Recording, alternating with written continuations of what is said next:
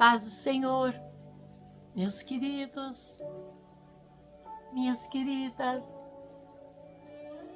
como é que vocês estão? A chuva cai lá fora.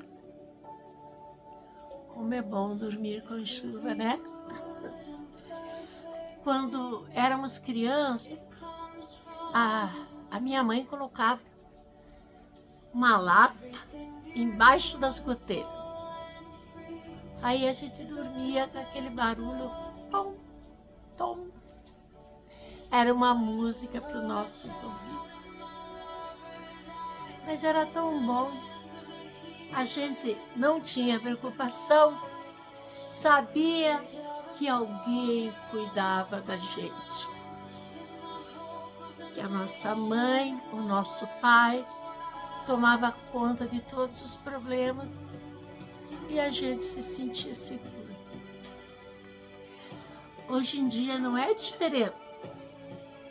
Nós temos que descansar no Senhor, porque Ele disse que tomaria conta, porque Ele está no controle de todas as coisas. E nós precisamos confiar, descansar nos braços do Senhor. Hoje tenho uma das mais lindas e maravilhosas leituras que a palavra de Deus contém. Presta atenção, irmãos. Fica lá no último livro da Bíblia, Apocalipse, capítulo 3, e o versículo 19 em diante. Porque eu repreendo e castigo a todos quanto eu amo. Sê, pois, zeloso e arrepende-te. Eis que eu estou à porta e bato. Se alguém ouvir a minha voz e abrir a porta, entrarei em sua casa e com ele cearei e ele comigo. Ao que vencer, lhe concederei que se assente comigo no meu trono, assim como eu venci e me assentei com meu Pai no seu trono. Quem tem ouvidos, ouça o que o Espírito diz às igrejas. Veja bem, irmãos, as igrejas não é só uma, são várias que escutam a palavra do Senhor. Que lindo, irmãos, calcule, irmãos, o Cristo, o Filho do Deus vivo, aquele que fez o universo e um dia se transformou num homem e esteve aqui nesse mundo. E como o homem morreu, e como o homem ressuscitou, para que nós soubéssemos o que irá acontecer conosco após a nossa morte. E depois que ele ressuscitou, ele disse assim: eis que estou à porta e bato.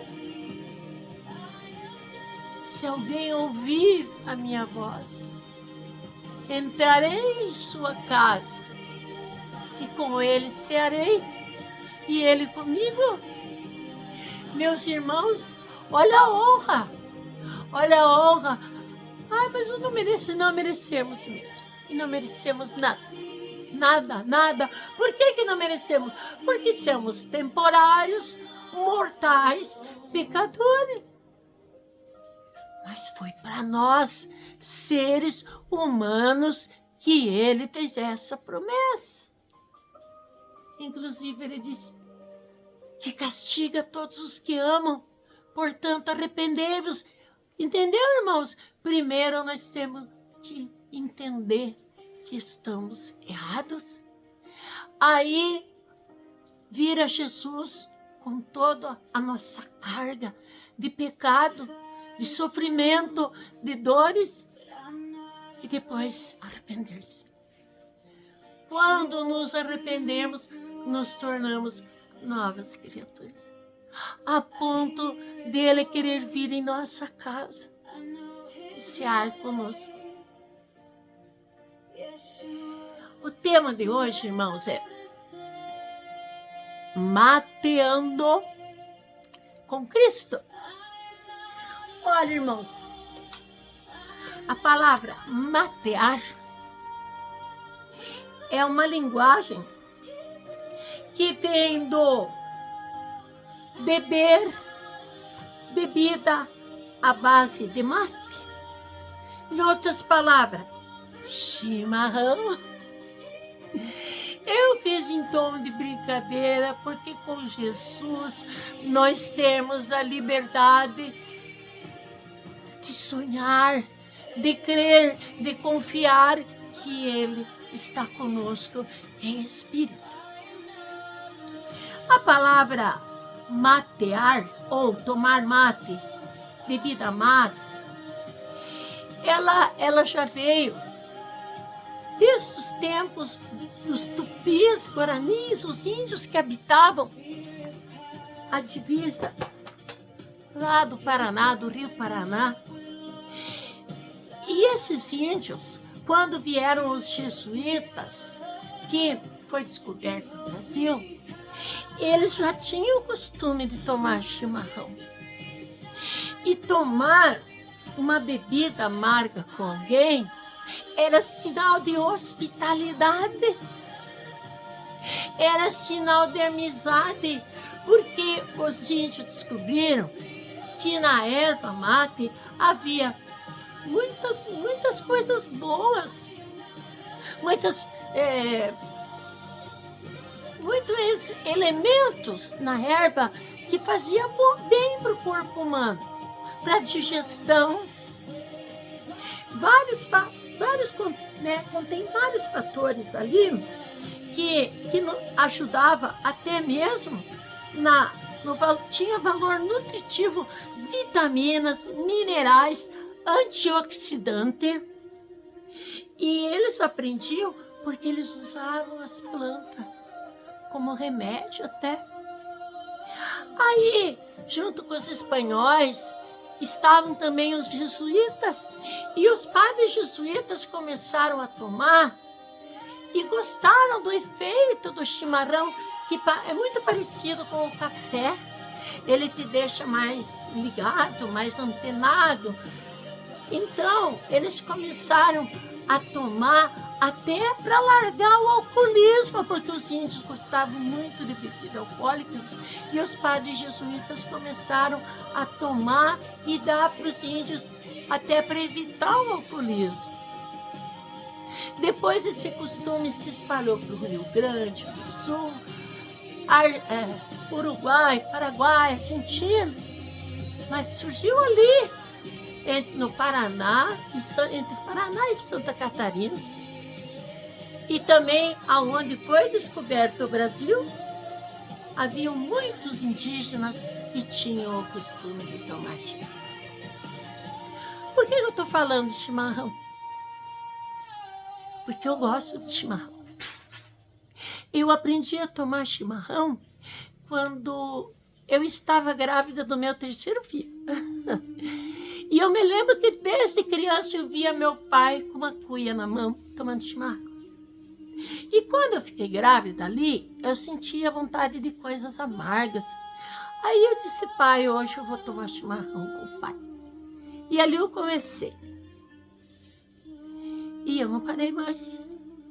Eu não sei se nessa planta tem alguma coisa que acostuma, que vicia, eu não sei. Eu sei que acho que ficou na memória de eu ver meu paizinho, ele levantava cedo, 5 horas, fazia as orações dele, e depois fazia fogo tomava chimarrão.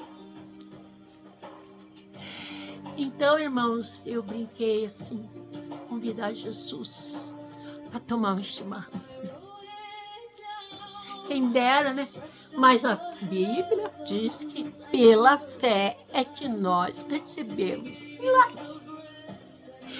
Então eu fiquei imaginando um filme na minha cabeça de eu convidar Jesus com as coisas antigas que eu fui criada e que marcou muito a minha infância.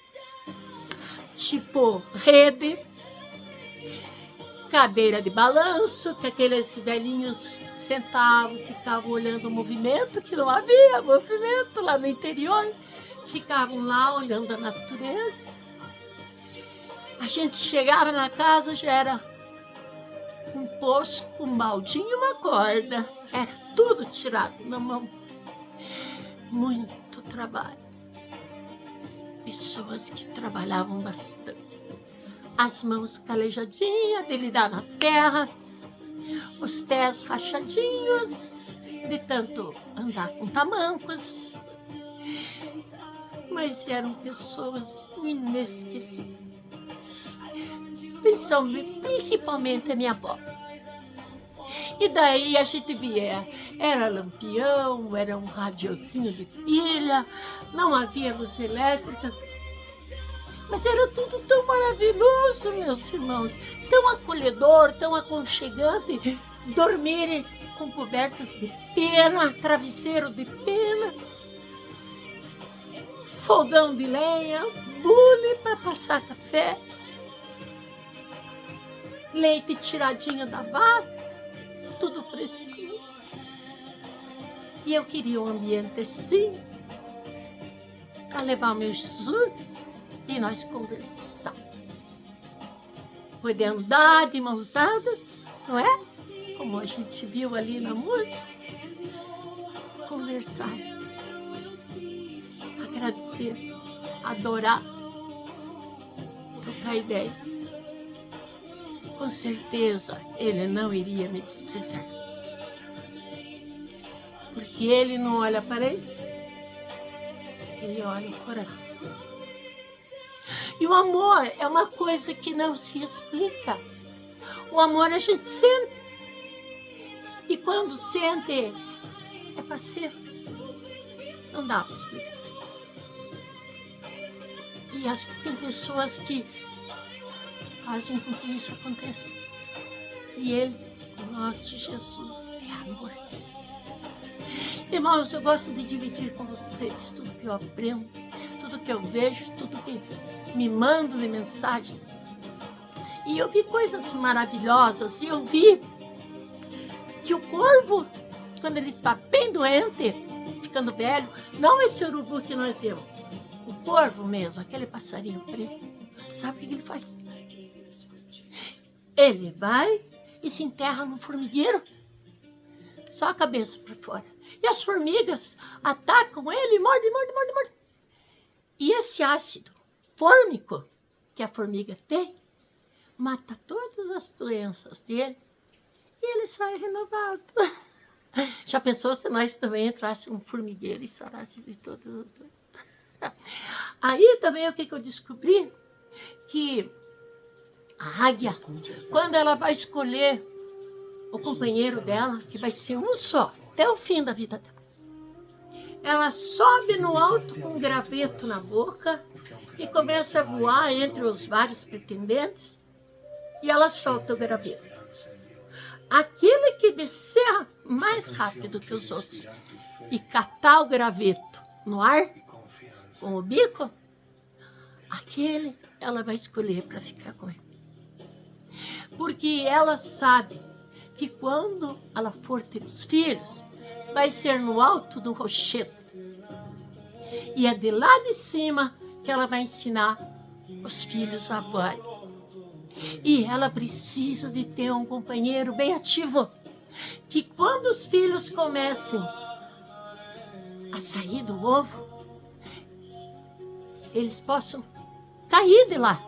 E enquanto não aprenderem a voar, vai ser um tombo fatal Então o pai tem que se lançar e catar o filho, antes que o filho chegue ao sol.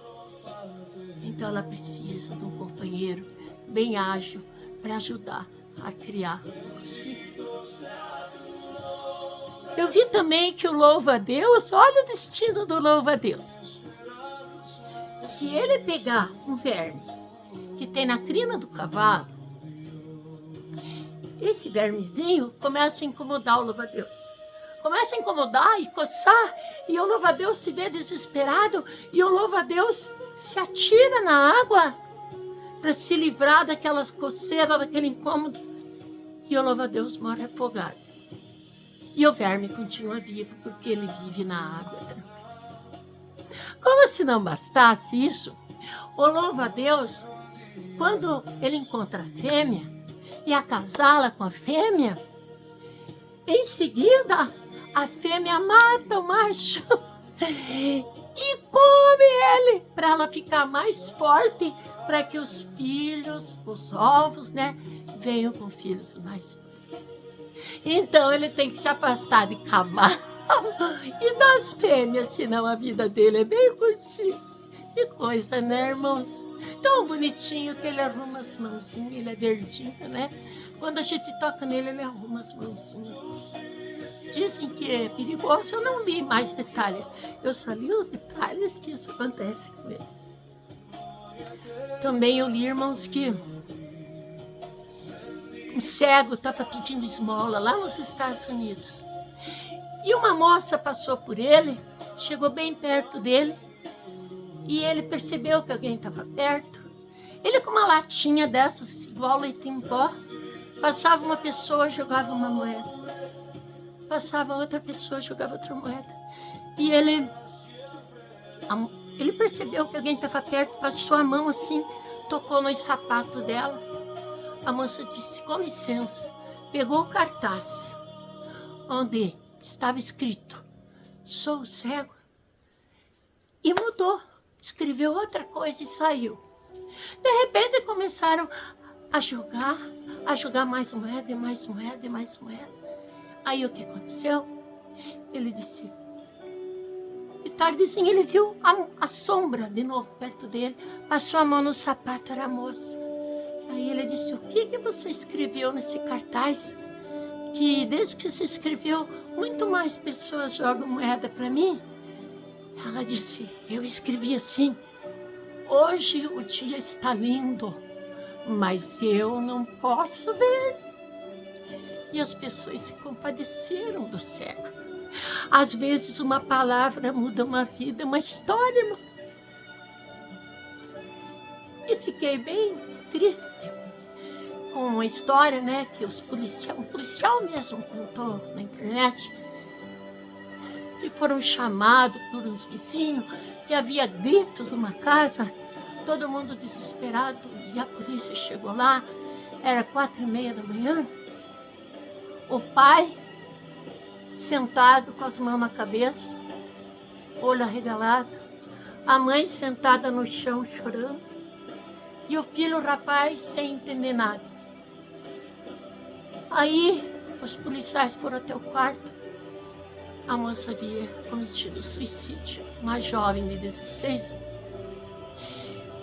Aí a família contou que na noite eles estavam jantando, o pai olhando as notícias do jornal no celular, a mãe no celular mandando mensagem para os amigos, parentes, o rapaz procurando o celular para ver algumas coisas engraçadas para ele dar risada, e a moça mexia com o talher na comida, mas não se alimentava. De repente a moça parou e disse, mamãe, a mãe, agora eu não posso. Ai, papai, estou vendo aqui notícia. Ela simplesmente levantou, foi pro quarto. Dali 1 hora, a mãe foi dar boa noite para a filha. Ela já havia cometido suicídio. E ao lado dela um bilhete Eu só queria conversar. Eu só queria conversar. O celular traz o mundo para dentro da nossa casa. Mas na maioria das vezes acaba afastando aqueles que estão do nosso lado. E a vida é assim, é como uma grande novela, um grande espetáculo, onde há ganhadores e perdedores. Mas nós somos mais que vencedores, porque o nosso Jesus Cristo está conosco o tempo todo. Ele tem poder para isso. O Espírito foi derramado sobre toda a terra. Amém, irmãos? Deus abençoe, Deus proteja, Deus guarde, Deus faça vocês felizes. Porque essa é a vontade do nosso Deus em nossa vida. Ai, amado, te guarde e te faça bem feliz. Beijo.